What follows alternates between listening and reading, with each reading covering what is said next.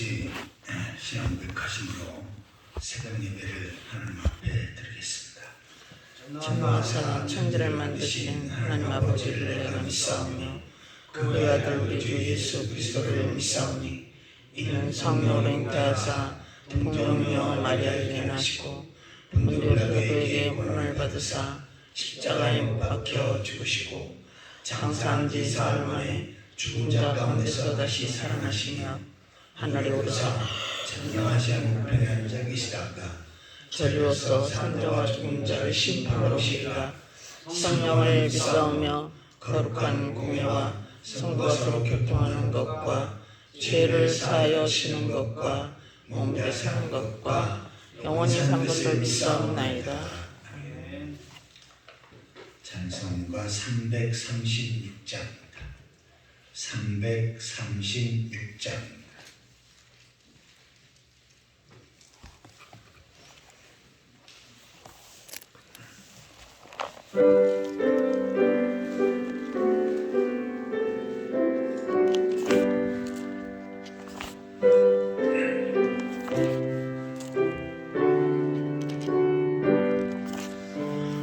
환난과 핍박 중에도 성도는 신앙 지켰네. 이 신앙 생각할 때 기쁨이 충만하도다.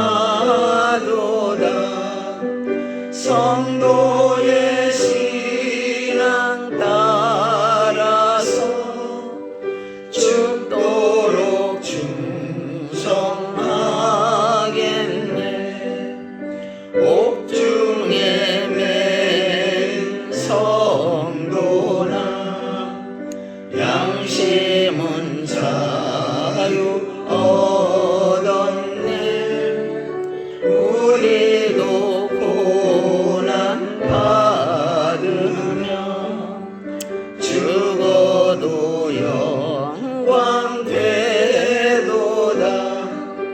성도의 신앙 따라서 죽도록 충성하겠네.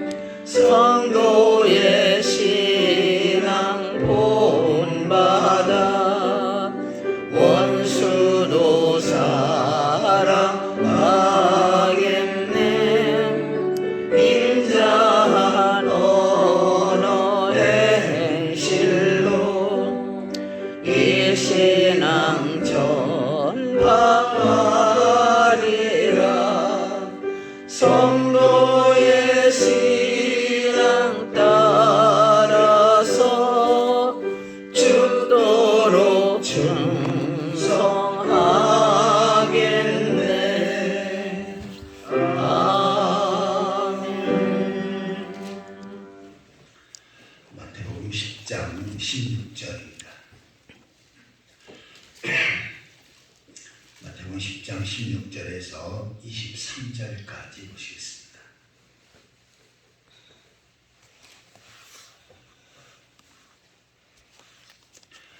보라 내가 너희를 보냄이 양을 일 가운데로 보냄과 같도다. 그러므로 너희는 뱀같이 지혜롭고 비둘기같이 순결하라. 사람들을 삼가라. 그들이 너희를 공에 넘겨 주겠고 그들의 땅에서 채찍질하리라. 또 너희가 나로 말미암아 총독과 임금들 앞에 끌려가니 이는 그들과 이방인들에게 증거가 되게 하려 하심이라. 너희를 넘겨줄 때에 어떻게 또 무엇을 말할까 염려하지 말라. 그때에 너희에게 할 말을 주시리니 말하는 일은 너희가 아니라 너희 속에 말씀하시는 이 곧 너희 아버지 성령이시니라.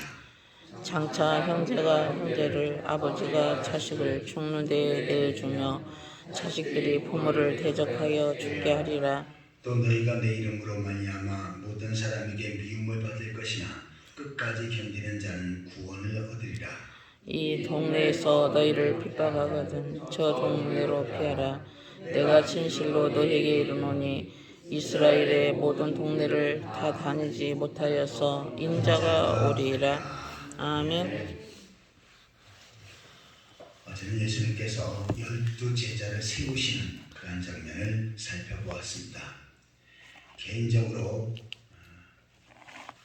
야고보와 요한, 베드로를 이렇게 부르셨지만 정식으로 12제자를 세우시는 그러한 예식을 행하고 또한 선포를 하고 12제자에게 사명을 주셨습니다. 특별히 그들에게는 바로 귀신을 쫓아내고 병과 약한 것을 고치시는 권능을 주셨지요. 마찬가지로 우리들에게도 주님께서 사명을 주실 때 그 사명을 감당할 수 있는 능력과 영역과 모든 것을 주셨습니다. 아멘. 최선을 다해서 그 사명을 감당하면 주님께서 또한 함께 하시고 역사하실 줄 믿습니다. 아멘. 오늘 본문에는 우리가 주의 사명을 감당할 때, 제자의 길을 걸어갈 때 많은 핍박과 어려움이 있다라고는 그 사실을 말씀하고 있습니다. 16절을 보시면 보라 내가 너희를 보냄이 양을 이리 가운데로 보낸 것 같도다. 그러므로 너희는 뱀같이 지혜롭고 비둘기같이 순결하라. 자, 예수님께서는 제자들을 세상으로 보내시면서 마음이 안정되지 않았죠. 다시 말해서 걱정되었던 것입니다. 하지만 그네들에게 이렇게 당부를 하십니다. 우리들도 마찬가지예요. 우리가 세상에 살아갈 때 또한 세상에서 복음을 전할 때 이와 같은 태도로 살아야 되고 이러한 태도로 복음을 전해야 된다 말씀하시는 것입니다. 자, 뱀같이 지혜롭고 비둘기같이 순결하라. 뱀은 우리가 징그럽기도 하고 또한 사탄을 상징하지요. 그래서 뱀을 무섭게 그렇게 여기지만 또 뱀에는 지혜로운 부분이 있습니다. 그래서 하와를 유혹해서 결국 범죄케 하는, 이것은 지혜하기보다도 아주 강교한 그런 것이 있지요. 그러나 거기서 우리가 장점을 배워야 되는데 그것은 바로 지혜로워야 된다. 그리고 비둘기처럼 순결해야 된다. 순결은 뭡니까? 신앙의 정절이지요. 어떠한 상황과 사건 속에도 우리는 신앙의 정절을 지켜야 되는데 예수께로 향한 믿음, 하나님께로 향한 신뢰, 더 나아가서는 주의 말씀을 붙잡는 그러한 믿음이 있어야 하는 것입니다. 자, 그런데 이단들은 이 구절을 가지고요 많이 이용을 합니다. 어떻게 이용을 하냐면 뱀같이 지혜롭다고 하지 않느냐, 그러니까 전도를 위해서 거짓말을 된다 라고 이렇게 가르칩니다.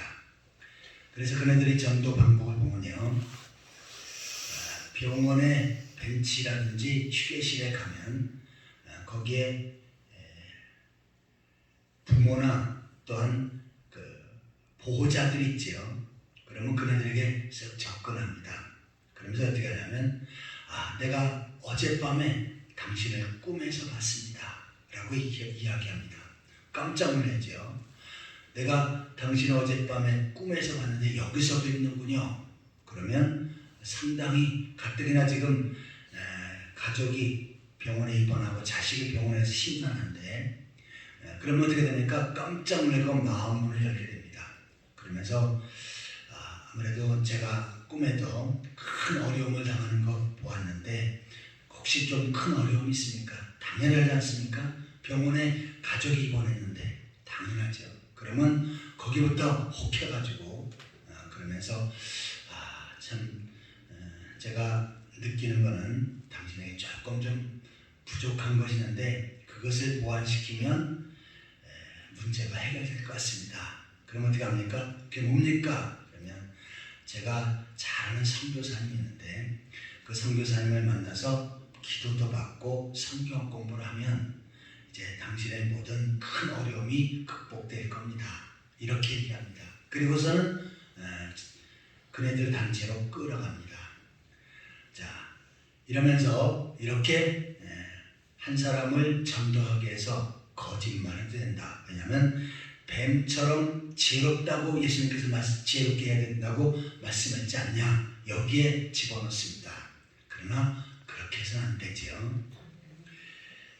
우리 하나님의 사람들은 하나님 앞에 진실해야 되고 사람에게도 진실해야 합니다. 자기 이익을 위해서 수단과 방법을 가리는 것, 이것은 마귀의 전략입니다. 하지만 때로는 우리들에게 지혜가 필요하지요. 하얀 거짓말은 필요합니다. 왜냐하면 나의 이익과 목적이 아니라 그 사람을 배려하기 위해서. 그래서 성도를 봤는데 보면은 좀 못생겼어요. 근데 당신은 못생겼어. 얼마나 기분 나쁩니까? 근데 당신은 잘생겼습니다. 그러면 기분이 좋지요. 그건 뭐냐면 그 사람을 배려하는 겁니다. 내가 지금 보니까 당신이 죽을 상인데 뭐 큰 병에 걸렸어. 이렇게 하면 얼마나 상처가 됩니까? 근데 오늘따라 당신 얼굴이 참 환해 보이고 뭐 좋은 일 있습니까? 이러면 기분이 좋지 않습니까? 전도할 때도 마찬가지고 다른 사람 대할 때도 이처럼 다른 사람을 배려하는 하얀 거짓말, 이것은 괜찮습니다. 왜요? 다른 사람을 배려하기 위한 것이니까. 이것이 바로 지혜입니다. 그런데 자기 목적과 무엇을 이루기 위해서 거짓말하고 사기치는 것, 이것은 올바른 것이 아닙니다. 이처럼 우리가 주의 사명을 감당할 때 뱀같이 지혜해야 되고 어떠한 상황과 사건 속에도 신앙의 정절을 지키는 순결한 그런 삶을 살아야 될 줄 믿습니다. 아멘. 사람을 삼가라. 그들이 너희를 공회에 넘겨주겠고 그들이 회당에서 채찍질하리라. 공회에 넘기고 채찍질을 당할 적이 있다. 또 너희가 나로 말미암아 총독과 임금들 앞에 끌려가리니 이는 그들과 이방인에게 증거가 되려 하시니라.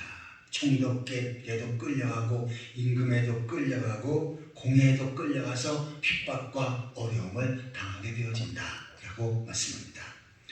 자, 이처럼 제자들에게 당부를 했을 때 제자들은 어떻게 합니까? 그것을 그대로 받아들이지요. 큰 어려움이 있으니까 난 이 제자 때려치겠어. 다시 집으로 가겠습니다. 그런 사람 하나도 없었습니다. 다시 말해서 우리들을 부르시고 구원받게 하시고 주님의 제자로 세우시고 또한 세상으로 보내십니다. 그런데 그 세상에는 우리를 순수히 받아들이고 또한 우리들에게 마음을 여는 그러한 사람들도 있지만 대부분이 어떻다는 얘기입니까? 핍박하고 조롱하고 또한 어려움을 주는 그런 핍박자들이 많이 있다는 것입니다. 오늘날은 우리 대한민국에 기독교인들이 많고 또한 교회도 많이 생겨서 예전처럼 그렇지 않습니다. 하지만 과거에 우리 신앙의 선배들은 어떻게 합니까? 엄청난 핍박을 받았습니다. 교회 나가는 것 때문에 두들겨 맞기도 했고요. 또한 교회 다닌다고 해서 성경책을 감춥니다.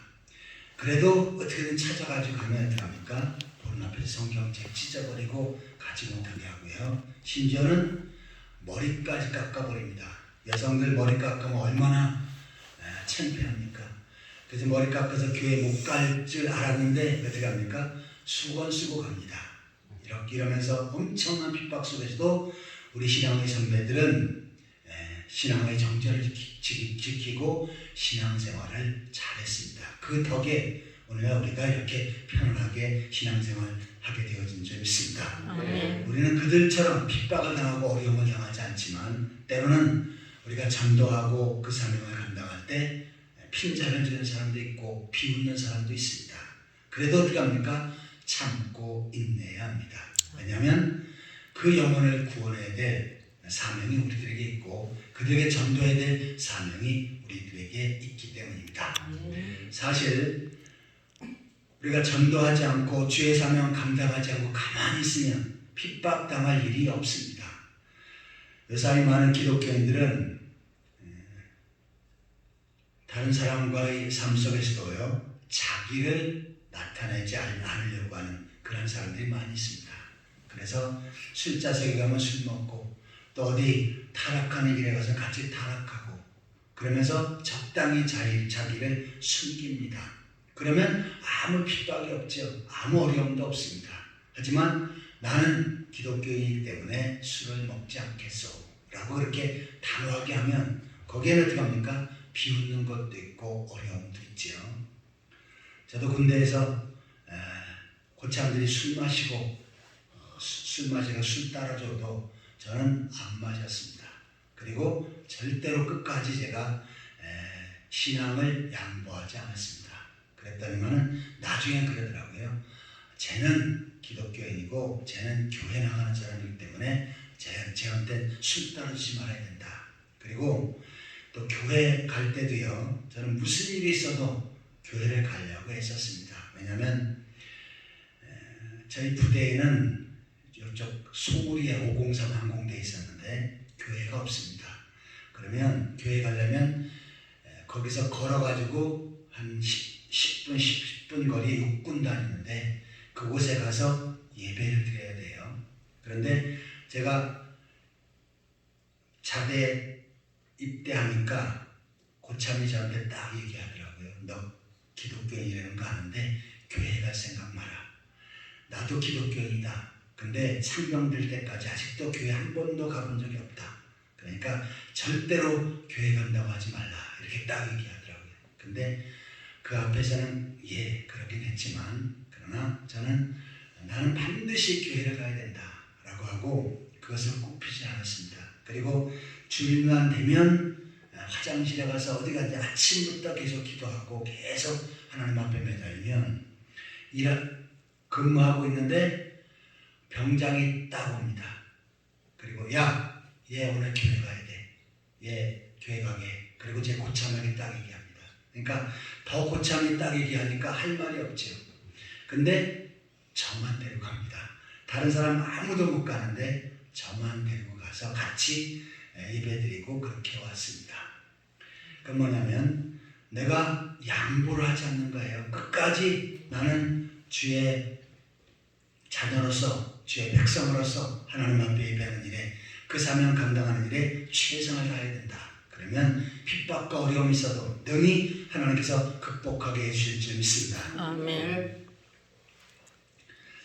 22절을 같이 읽겠습니다. 또 너희가 내 이름으로 말미암아 모든 사람에게 미움을 받을 것이나 끝까지 견디는 자는 구원을 얻으리라. 내 이름으로 말미암아 우리가 세상 사람이 핍박을 받는 것은 나 때문에 받는 것이 아니에요. 예수님을 전하고 복음을 전하는 그것 때문에 우리가 핍박을 당합니다. 미움을 당해요. 하지만 그것을 어떻게 합니까? 끝까지 견디는 자는 내가 미움을 당하고 핍박을 당해도 복음을 전하고 주의 사명을 감당하고 신앙의 정전을 지키는 일에 최선을 다해요. 그럼 어떻게 합니까? 끝까지 견디는 자는 구원을 얻으리라. 여기서 구원은 영적 구원입니까? 육신적인 구원입니까? 영적 구원이 아닙니다. 자, 우리가 생각할 때 핍박과 어려움을 잘 참으면 내가 천국 가게 된다. 이렇게 생각하기 쉽습니다. 그리고 이 구절을 보면서 많은 성도들이 그렇게 이해를 해요. 그러니까 무조건 핍박과 어려움이 있으면 무조건 견뎌야 된다. 이것을 견뎌야 내가 천국 간다. 그런 의미가 아닙니다. 우리가 구원받는 것은 성경 전체는 오로지 한 가지입니다. 예수 그리스도를 믿어 그 핏값으로 내가 죄 용서받고 또한 구원받게 되어질 줄 믿습니다. 아멘. 이것이 영적인 구원입니다. 그리고 여기서는 뭐예요? 육신적인 구원이에요. 내가 아무리 핍박과 어려움이 있어도 잘 견디면 주님께서 그 핍박을 극복하게끔 하시고 승리케 해주신다라고 하는 말씀입니다. 아멘. 우리가 어영부영 신앙생활하면 핍박과 어려움도 없지요. 하지만 주님은 우리가 십자가의 길을 가기 원하십니다. 세상을 나가서 핍박을 당해도 복음을 전하고 또한 내가 주의 사명을 감당하는 일에 있어서 어려움을 당하고 핍박을 당해도 최선을 다해서 그 사명을 감당하는 삶을 살기를 원하십니다. 그렇죠. 그러면 주님께서 우리와 함께 하십니다. 반드시 승리케 하시고 더 큰 축복의 길, 은혜의 길을 열어주실 줄 믿습니다. 아멘. 아무쪼록 우리에게 주어진 사명 소중형이고 십자가의 길을 꿋꿋이 걸어가는 그리스도의 제자들이 되시기를 예수 그리스도의 이름으로 축원합니다. 아멘. 같이 기도하시겠습니다. 하나님 아버지, 억만 죄악 가운데 저를 구속하셔서 그리스도 예수 안에서 구원받게 하시고 주님의 제자로 삼아주신 것 감사합니다. 이 사명 소중하기고 아버지 하나님 진짜로서 십자가의 길을 걸어갈 수 있게 하여 주옵소서. 아멘. 세상과 타협하지 않게 하시고 아버지 하나님 세상 속에서 끝까지 신앙의 정절을 지킬 수 있게 하여 주옵소서. 또한 비둘기같이 순결하고 뱀처럼 지혜롭게 주의 사명을 능력있게 잘 감당할 수 있도록 인도하여 주옵소서. 아멘. 아버지 하나님 아무리 핍박과 어려움이 있어도 주님을 바라보고 아버지 하나님 그 십자가의 길을 끝까지 걸어갈 수 있도록 인도하여 주옵소서. 아멘. 이 새벽에도 주 앞에 깨어 기도하는 성도들 건강을 붙들어 주시고 은혜로 인도하여 주옵소서. 아멘. 주 앞에 깨어 기도하는 것들마다 응답받게 하여 주옵소서. 아버지. 주님께서 뜻과 섭리 가운데 원암중앙교회를 세우시고 다스리시고 인도하심을 감사합니다. 이 교회를 통해서 많은 영혼들이 구원받게 하시고 구원받은 성들이 주님 은혜 감사해서 열심을 품고 주를 섬기며 주의 몸된 교회를 아름답게 세워갈 수 있게 하여 주옵소서. 아멘. 또한 세상 속에서 신앙의 정절을 지키고 복음을 전하며 세상을 변화시켜 나아갈 수 있는 그리스도의 제자들 다 되게 하여 주옵소서. 아멘. 오늘도 성도를 한 사람 한 사람들을 붙들어 주시옵소서. 성도를 가정가정에 은혜를 베풀어 주시고 복을 허락하여 주옵소서. 아멘. 주님만의 아름다운 믿음의 가정, 행복한 신앙의 가정을 세워갈 수 있게 하여 주옵소서. 아멘. 특별히 믿지 않는 부모와 믿지 않는 자녀와 형제들이 믿지 않는 아내와 남편들이 한시바삐 주 앞에 들어와 같이 예배할 수 있도록 주여 인도하여 주옵소서. 아멘. 하나님 아버지 또한 삶의 영에게 복을 주셔서 나를 번성하고 창대케 하시고 형통케 하시고 부욕케 하시옵소서. 주님. 주를 위해서 주의 몸된 교회에서 크게 쓸 수 있도록 축복하여 주옵소서.